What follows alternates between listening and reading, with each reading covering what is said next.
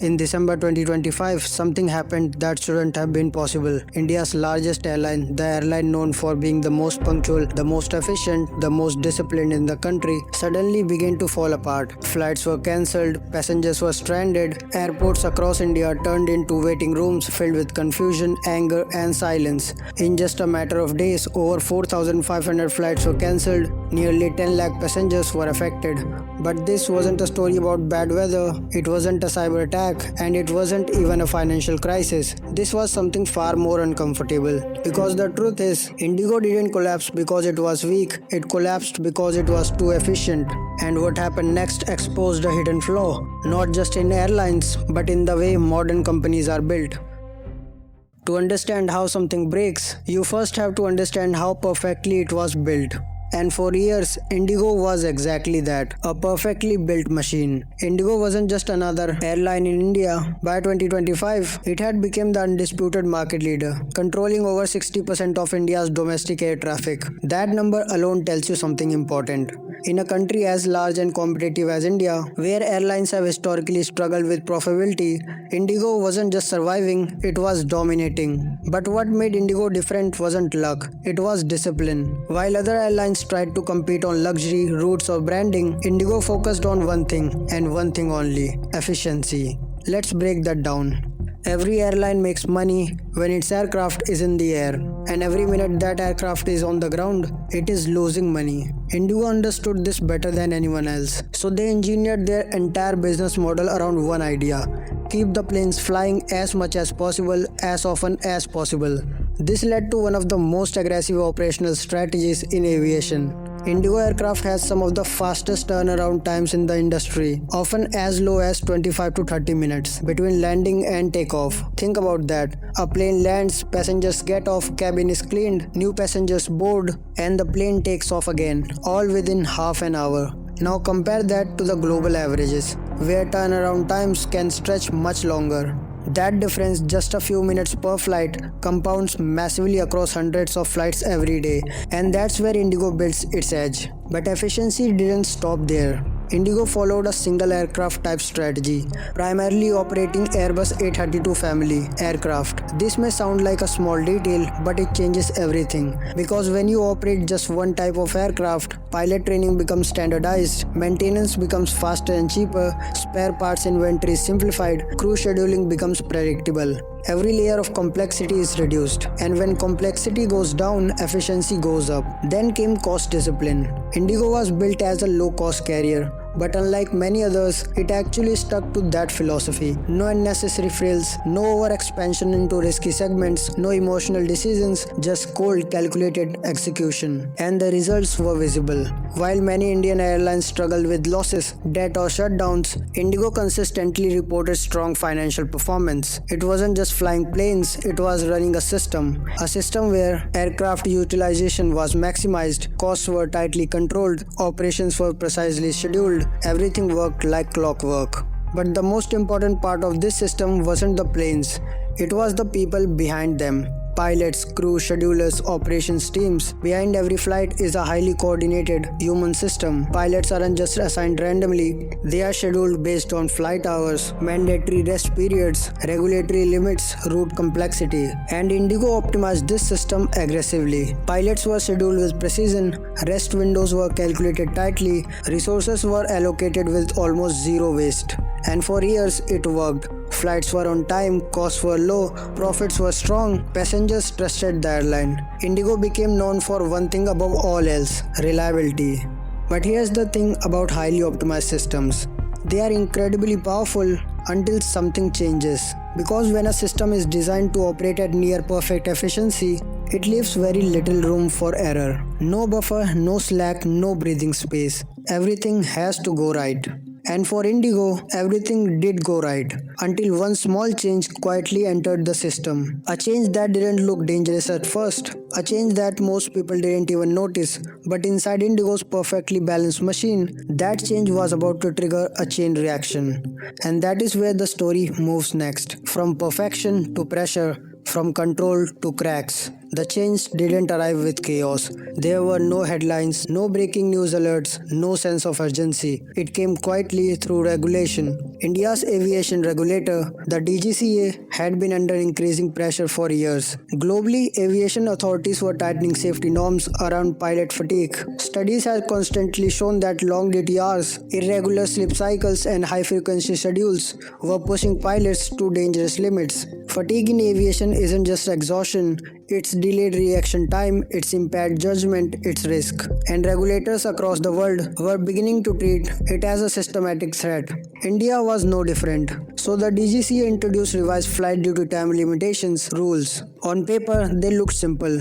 Reduced maximum duty for pilots, increased mandatory rest periods, stricter compliance monitoring, a move towards safety, a move toward global standards. For most people, this was just policy. But inside airline operations, this was a structural shift. Because airlines don't just schedule flights, they schedule human endurance. Every flight you see on a booking app is backed by a complex chain of pilot availability, legal duty limits, rest cycles, and backup planning. And when you change one variable in that system, the entire equation has to be recalculated. For a traditional airline with buffers, extra crew, flexible schedules, and operational slack, this kind of change is painful but manageable. You adjust, you absorb the costs, you build a safety net. But Indigo was not built in that way. Indigo was built to be lean. Its pilot scheduling wasn't loose, it was optimized. Duty hours were used efficiently, rest windows were tightly planned, crew allocation was precise. There was very little idle capacity, because idle capacity costs money.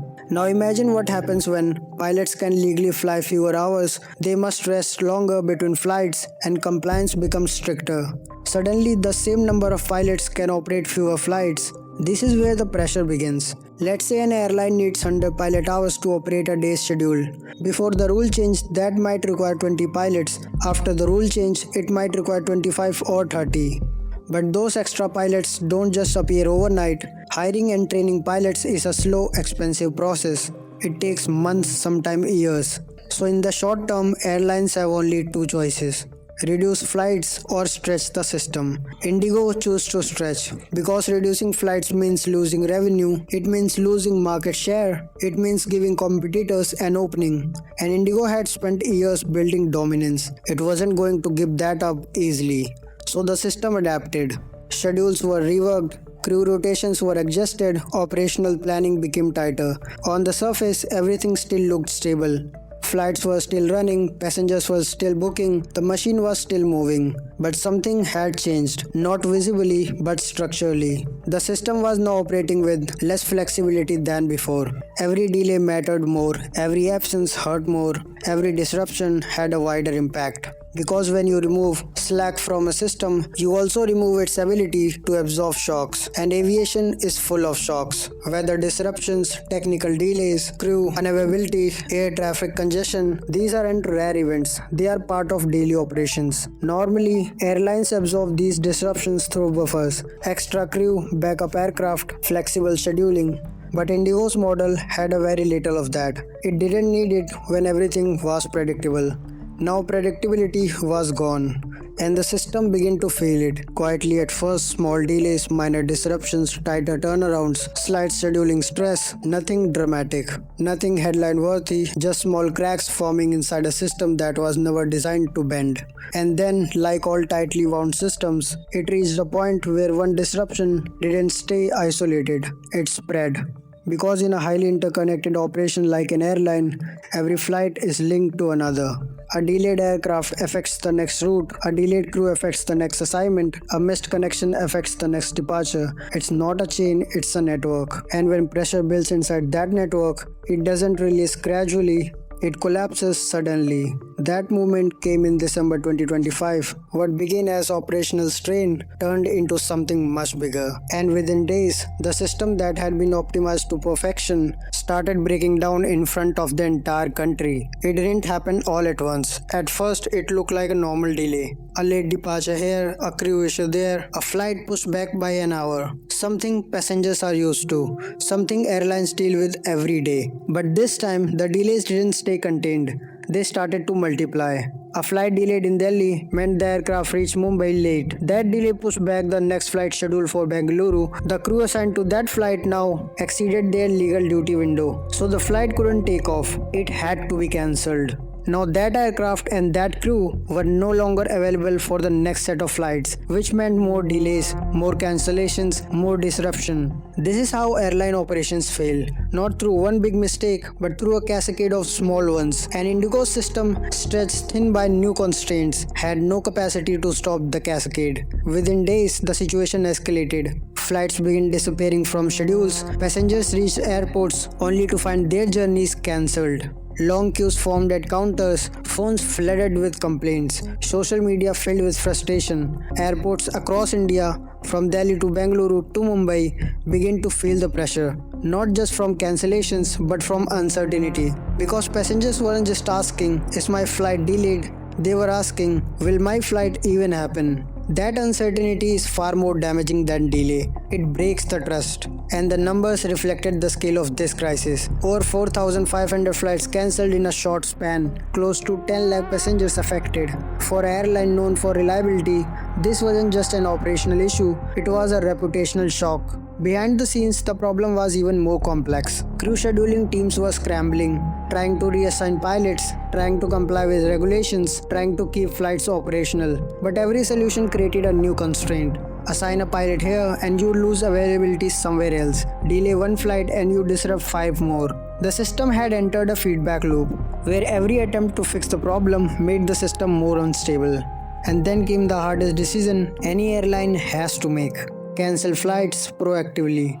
Not because they wanted to, but because they had to. Cancelling a flight is costly. You lose revenue, you compensate passengers, you damage brand trust. But sometimes it's the only way to stop a system from spiraling further. Indigo began grounding flights in bulk, trying to reset the network, trying to regain control.